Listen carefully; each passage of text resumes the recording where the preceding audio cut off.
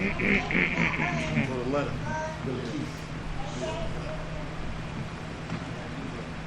It's recording now.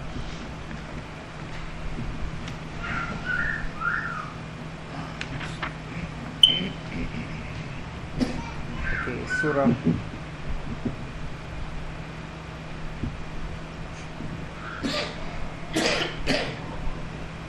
He doesn't give the. Okay, Surah Naml. Surah Naml, ayat 29 to 31. Okay, where pardon me.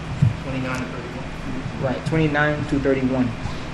Where Allah says, قالت يا أيها الملأ إني ألقي إلي كتاب كريم إنه من سليمان وإنه بسم الله الرحمن الرحيم ألا تعلوا علي وأتوني مسلمين. She said, that was the queen of Saba, O chiefs, a noble letter has been sent to me. It's from Sulaiman and it reads, Bismillah ar-Rahman ar-Rahim. In the name of Allah, the extremely merciful, the bestower of mercy. Do not be haughty and come to me in submission.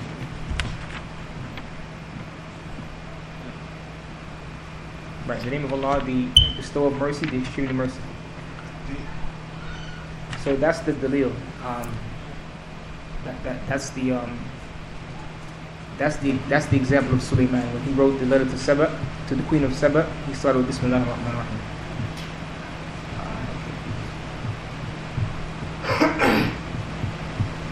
Was he the first one who, I don't know. That's a good question. I don't know. All right. A person who begins with Bismillah ar-Rahman ar-Rahim intends what? A person who begins with Bismillah ar-Rahman ar-Rahim intends what? A. I testify that there is none worthy of worship except Allah, the most merciful, the bestower of mercy. In the name of Allah, the most merciful, the bestower of mercy, I live and die. I seek aid through the name of Allah, the most merciful, the bestower of mercy. I begin with the name of Allah, the most merciful, the bestower of mercy, seeking blessings by doing so. You'll read it again? A person who begins with Bismillah ar-Rahman ar-Rahim intends what? A. I testify that none has the right to be worshipped except Allah, the most merciful, the bestower of mercy. B. In the name of Allah, the most merciful, the bestower of mercy, I live and I die.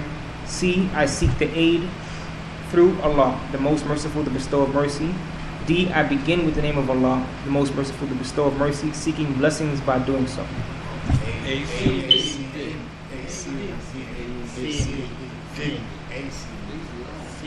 They have here C and D. They say it means I seek aid through the name of Allah, the most merciful, the bestower of mercy, and I begin with the name of Allah, the most merciful, the bestower of mercy, seeking blessing by doing so. And actually,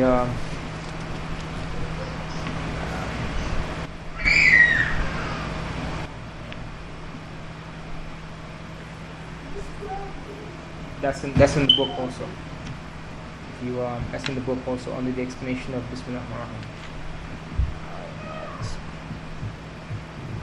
The questions I'm reading from, they were put together by a brother, and from what I understand, they were overlooked by Dawood Burbank, rahimahullah. He gave a class with this book in the UK years ago. So this was actually based on the class that he gave. So the person who put this together said that, apparently they sat in this class and they said that he overlooked it, these questions and answers. Al-ilm, knowledge, is A, to perceive something in accordance to how that thing actually is. B, memorizing many facts. C, to conceive of something in accordance to how it is. D, the opposite of al-jahl, ignorance. Remember, everything is from the book, everything is from the notes. So, does anyone have an answer for that one? No, it's D. A and D. Okay.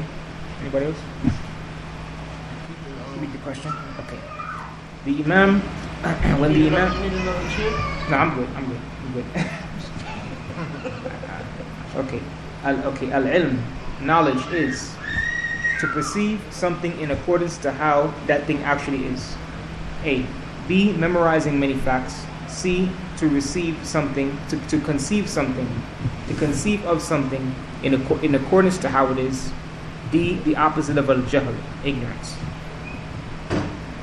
Should I A, C, and D? You say A, C, and D? A, C. Anybody else? A and D. A and D. Anybody else? They have here. Anybody else? They have here A and D. To perceive something in accordance to how that thing actually is, and the opposite of al-jahl, ignorance. Okay. And you can find these in the comments of Sheikh Salih Fawzan.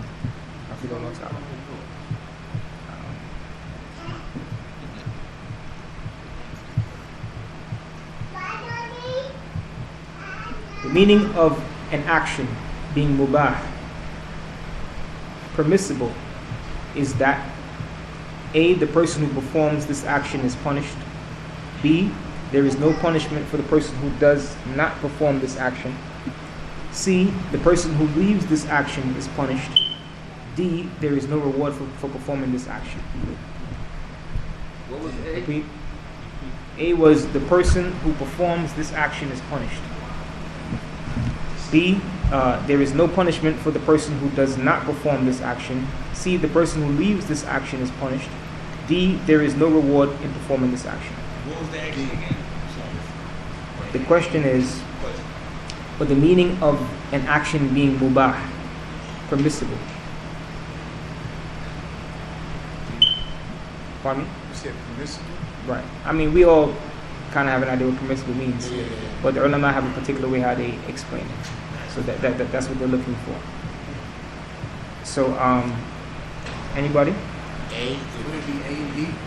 A and B is punished. Well, A is the person who performs this action is punished. When you perform an act that is mubah, are you punished?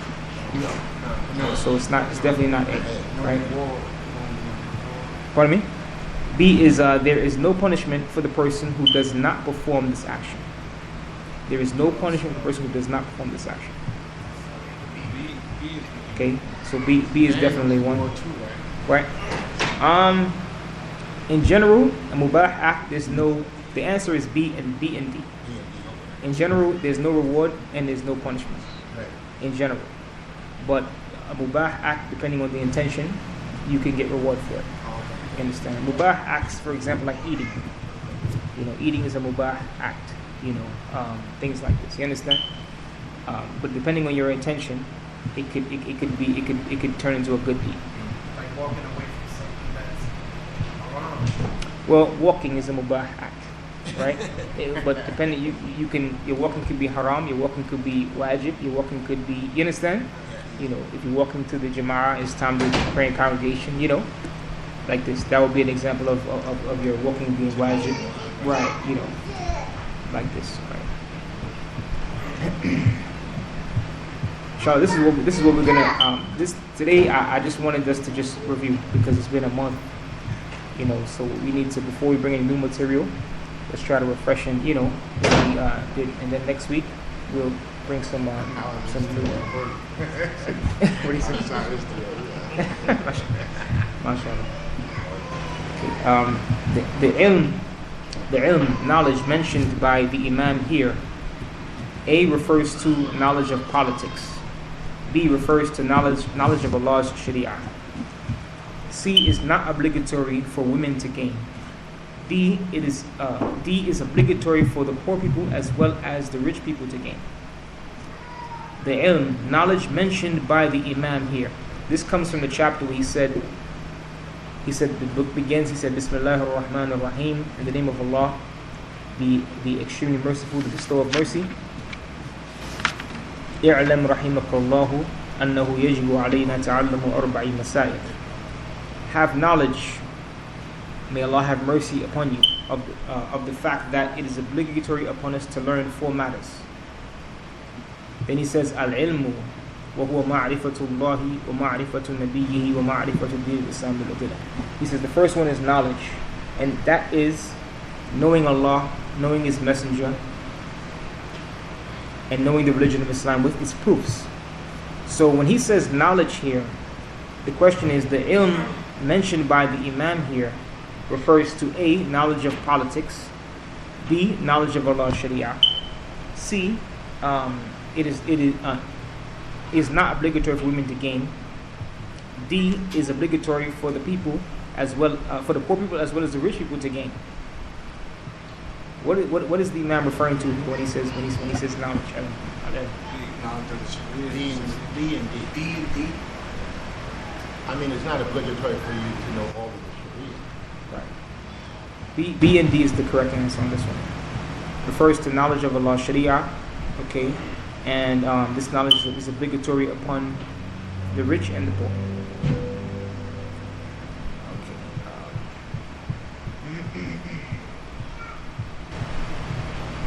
The worldly knowledge, such as knowledge of engineering and manufacturing, A, is mubah, permissible. B, is obligatory upon every Muslim to have. C, is obligatory upon those who have the ability to gain it in all circumstances and all times. D, is obligatory upon those who have the ability to gain it if the Muslim nation has need of this knowledge.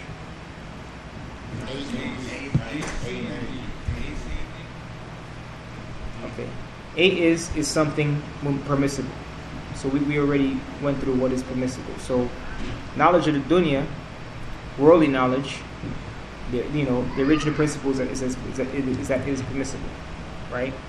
So we know that it definitely will be A, right? And then B is obligatory upon every Muslim to have. Is it obligatory upon every Muslim to have knowledge of the dunya? It's not. C is obligatory upon those who have the ability to gain it in all circumstances and all times. Okay, C? It's not C. D is obligatory upon those who have the ability to gain it if the Muslim nation has need of this knowledge. So the answer is A and D. And again, even with knowledge of the dunya, depending on what you're studying, the ruling could change. It could not be mubah. You understand? And of course, it could be wajib. It could be obligatory if the Muslim nation is in need of it.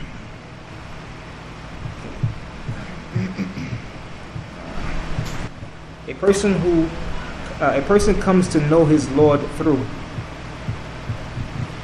A, Allah's signs, such as the night and the day. B, logic and philosophical discussions. C, C, using his imagination. D, those things which Allah has created, such as the sun and the moon. This goes back to the chapter when he was speaking about how you know your Lord. Okay. All it says A and D. Anybody else? A and D. Anybody else? It's consensus. A and D, right? Okay. A and D. You know Allah by His signs, such as the night and the day, and things that He created, such as the sun and the moon.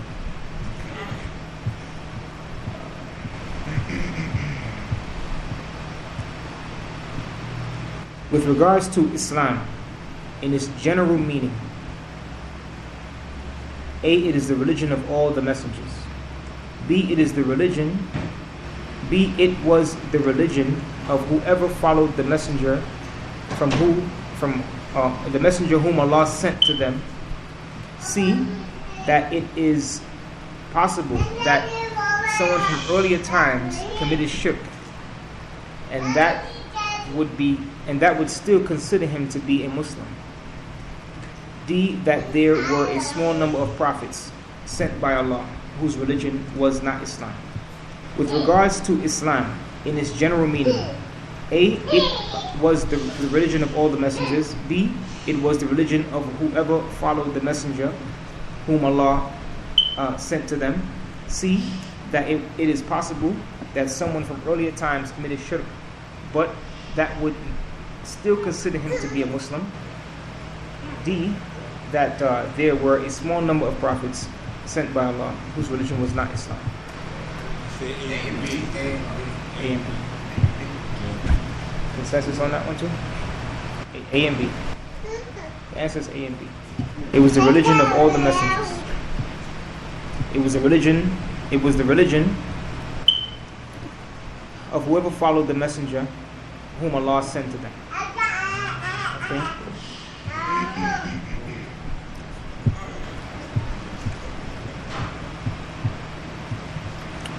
With regards to Islam in its specific sense,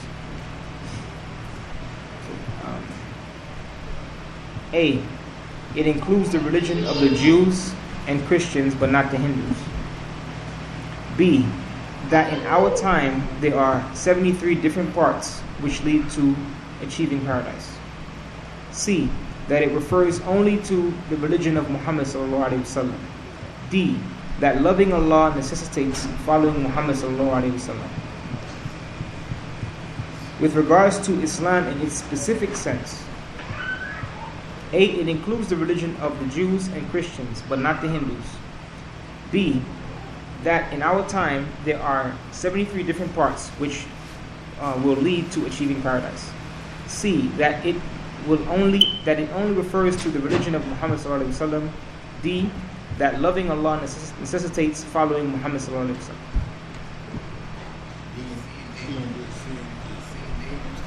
Anybody else? C and D. That's what we have. It only refers to the religion of Muhammad sallallahu alaihi wasallam. D, that loving Allah necessitates following following Muhammad sallallahu alaihi wasallam.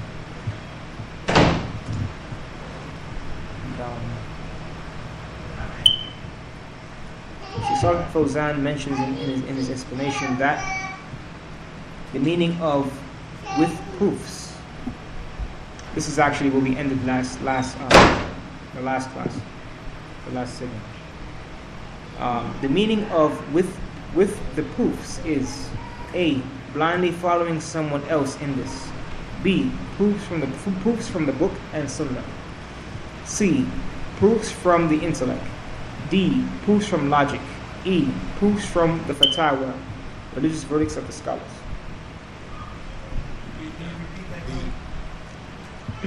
Well, this goes to the part where the Shaykh said, Bismillah ar-Rahman ar-Rahim. يعلم رحمك الله أنه يجب علينا تعلم أربع مسائل الأولى العلم وهو معرفة الله ومعرفة نبيه ومعرفة دين الإسلام بالأدلة. This is what he said, know, may Allah have mercy upon you, that it is obligatory upon us to learn 4 matters. The first one is knowledge, and it is knowing Allah and knowing His Messenger and knowing the religion of Islam with its proofs. So they're saying the meaning of with its proofs is A, blindly following someone else.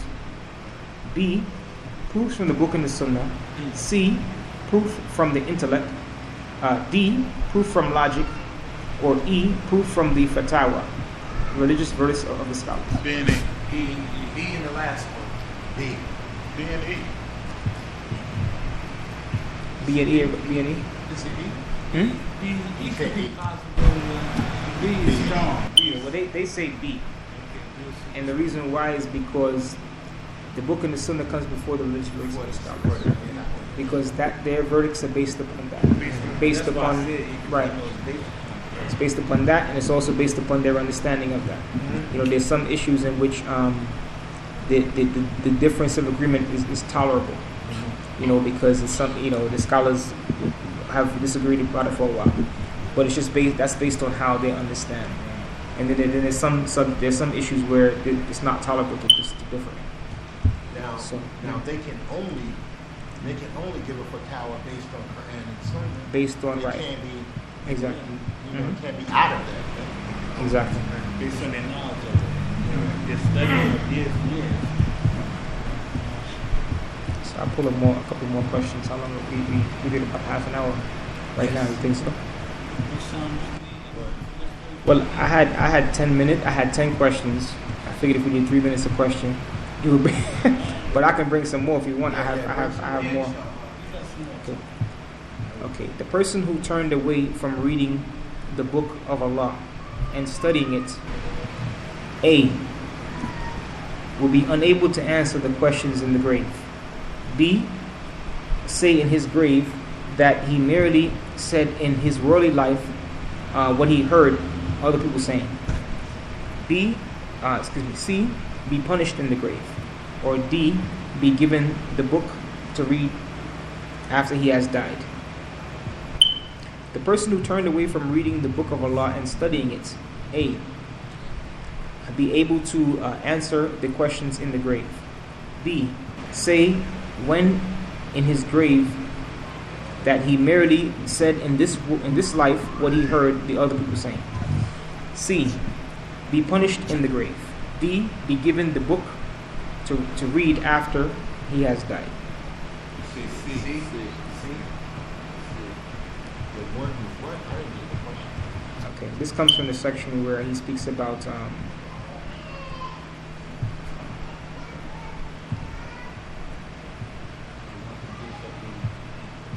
He gives up reading the Quran. the person who turned away from reading the book and studying it.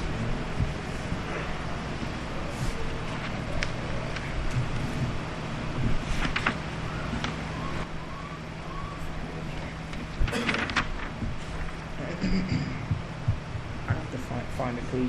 Let me see.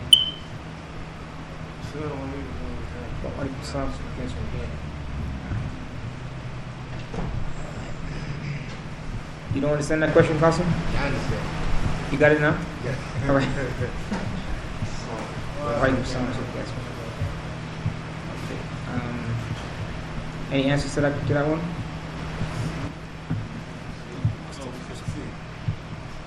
There were actually 3 answers. Yeah, I'm bad. Say you'll be punished. Say you give him a book. Okay. They won't be able to answer the Right. question. They have A, B, and C. Okay. The person who turned away from reading the book of Allah and studying it. Okay. A, he will. He will be unable to answer the questions in the grave.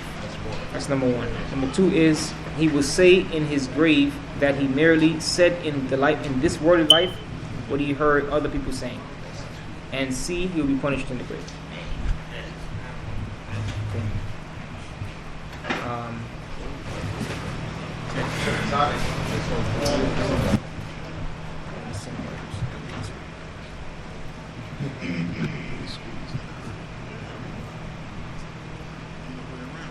When the Imam rahimahullah said that it is obligatory upon us to learn the knowledge that he is about to discuss, to whom is he addressing this?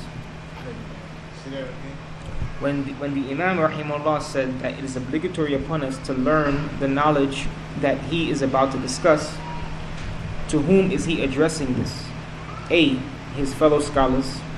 B, his fellow Arabs. C, his fellow Muslims. Or D, his fellow Muslim males.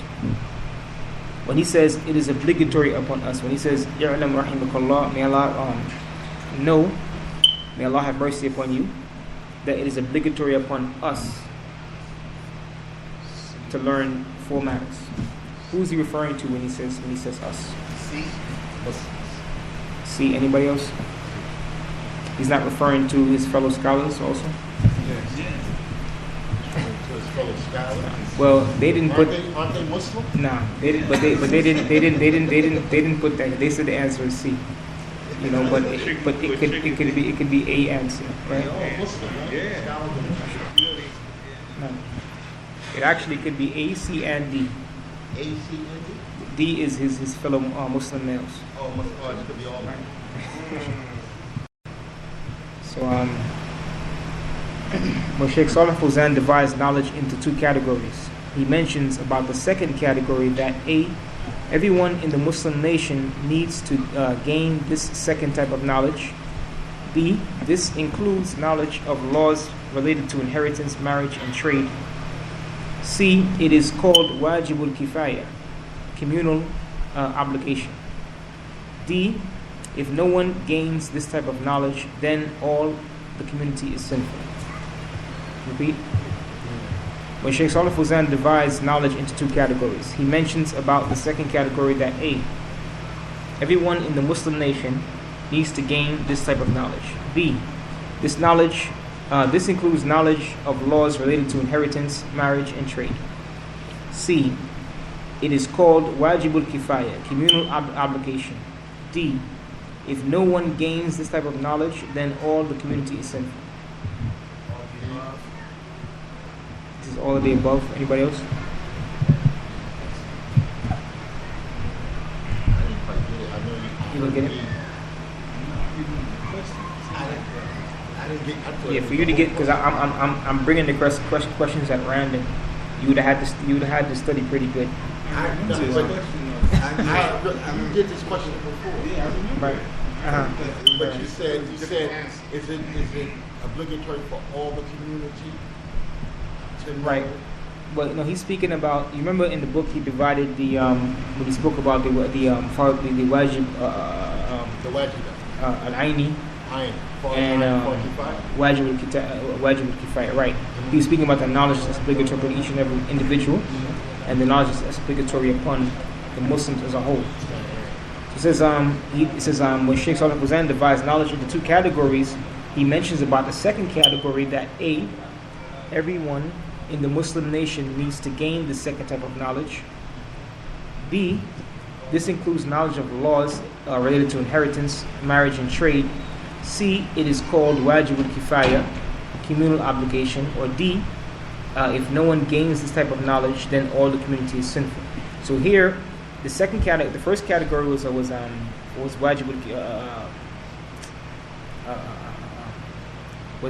was that which is obligatory upon each and every individual. The second one is wajib al-kifaya. So basically, what is wajib al-kifaya? Is it something that every Muslim in the nation needs to gain knowledge of? No. So it's definitely not A. It's not that. Not A. So the brother who said all of the above, he was close. Yeah. The only one that's wrong is A. This includes knowledge of laws related to inheritance. The ulama who study the knowledge that is kifai. The knowledge of kifai is the knowledge that some of us have to have, but not all of us have to have. So, for example, the laws of inheritance. Some of the scholars have to know the laws of inheritance, inside and out, so that they can give the verdicts. And also regarding marriage and trade, business like this. So, right. So this is so that it's B, and then it's called wajib al-kifaya. That's what it's called. That's C. And if no one gains this type of knowledge, then all the community is sinful.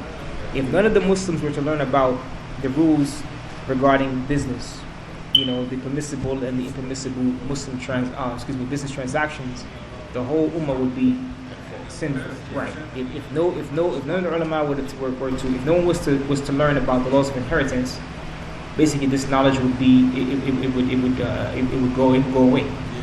So that's what it means there by wajib al-kifaya. You want to stop here? Yes, I think the brothers want to hear. Yeah, because I fasted today too. My brain is foggy. Subhanaka bihamdika ashhadu an la ilaha illa anta astaghfiruka wa atubu ilayk. If you brothers want a copy of this, I put it up on a WhatsApp group a couple of times. I'll put it up again, but it has a lot of details, because what I'm doing is just, it's nothing. Dawud Burbank, he did a much more detailed, translation of the book. So you guys can try to refer to this, and I would also recommend you to listen to his classes, because this is a book. That's still on WhatsApp. What do you mean? It's up there somewhere. You downloaded it. I can send it. Send it I'll again. send it. Yeah. It's up way at the top somewhere. Yeah. This is a book that you don't study once, you study it, you teach it to your children. You understand what I'm trying to say? Like this. So And like you also said, it teaches yourself.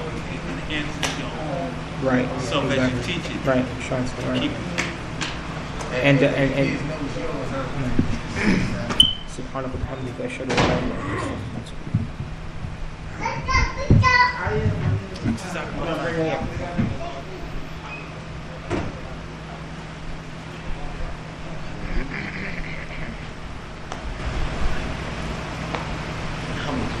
smell good back there. I was saying, what's going on? Ramadan is over. They still burn. Oh, that's